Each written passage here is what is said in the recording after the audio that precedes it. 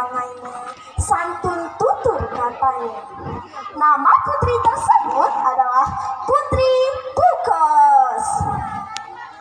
Begitu tersohornya berita kecantikan sang putri terdengar di telinga putra pertama dari Raja Redelung yang bernama Muda Suara. Menurut cerita-cerita, nama Muda Suara dikarenakan ia mempunyai suara yang merdu dan menawan apabila ia berjangin atau berbidong. Tidur tak nyenyak, makan tak enak, hati gelisah. Ternyata ia menaruh hati kepada sang Putri Bukos. Maksud dan niat ini ia sampaikan kepada saudara terdekat untuk disampaikan kembali kepada sang ayahanda. Dalam istilah gayo adalah telangke. Untuk menyenangkan hati sang anak, Raja Redelung pun pergi untuk melamar sang Putri Bukos. Sambil menunggu jawaban dari keluarga sang Putri Bukos, ia merasa gelisah bahwa lamaran ini akan ditolak. Karena sudah banyak yang meminang, naik turun silih berganti, membawa tangan yang hampa. Pucuk dicinta, ulan pun tiba. Hasrat dan keinginan Mbak Gayung tersambut. Pinangan diterima oleh keluarga sang Putri Bukos. Pada zaman itu hukum adat sangatlah kuat. Tidak ada yang berani menantangnya apabila pinangan sudah disepakati oleh kedua belah pihak orang tua. Maka perkawinan pun akan terlaksana. Jumlah unjuk atau mas kawin sudah disepakati oleh keluarga sang Putri Bukos. Walau jumlah unjuk yang besar, Raja Redelung menyanggupinya demi menyunting pujaan hati sang anak. Persiapan pun dimulai. Upacara dilakukan secara meriah. 7 hari 7 malam suara canak mulai bergema. Idam ditanting semalam suntuk untuk memecahkan keheningan di sekitar pinggiran danau laut tawar. Saat menanas tiba, teman-teman, kalian tahu tidak apa arti menanas? Saya ulangi ya, teman-teman, kalian tahu tidak apa arti menanas? Menanas adalah disahkannya atau diresmikannya mempelai laki-laki. Peristiwa ini dilakukan secara hikmat.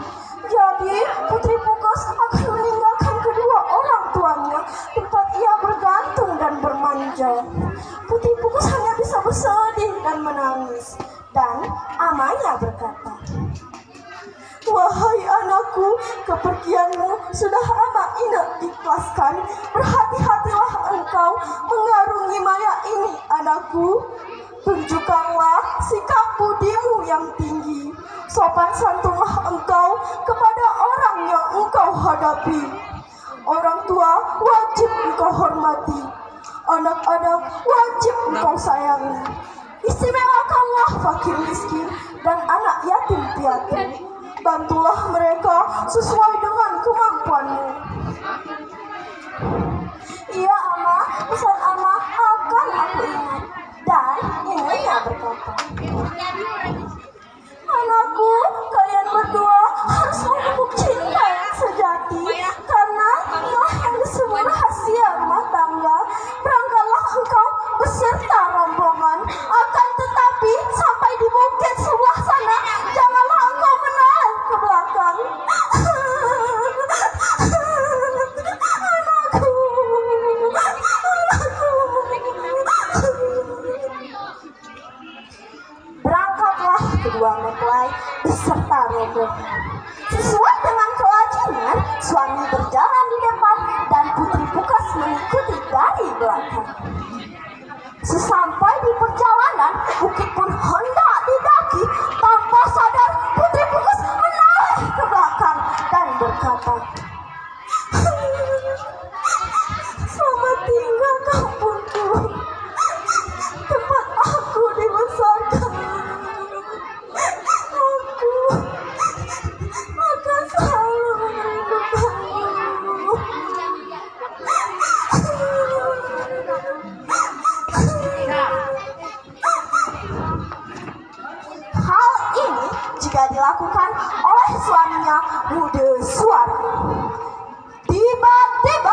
bergetar, petir datang menyambar-nyambar, bebatuan besar datang menjerang dari atas bukit.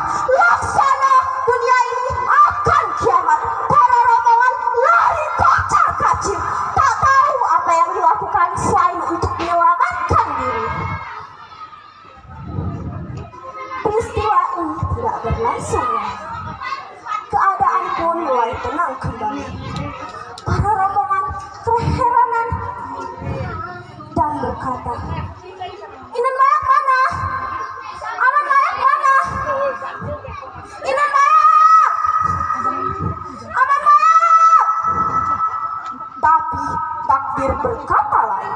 Putri Pugas dan suaminya sudah menjelma menjadi batu karena mereka telah mengabaikan pesan kedua orang tua mereka.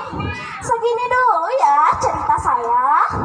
Adapun pesan dan moral dari cerita ini adalah jangan pernahlah kita mengabaikan pesan kedua orang tua kita, karena mereka lah yang sudah melahirkan kita, membesarkan kita, dan mendidik kita. Saya akhiri. Assalamualaikum warahmatullahi wabarakatuh. Waalaikumsalam warahmatullahi wabarakatuh.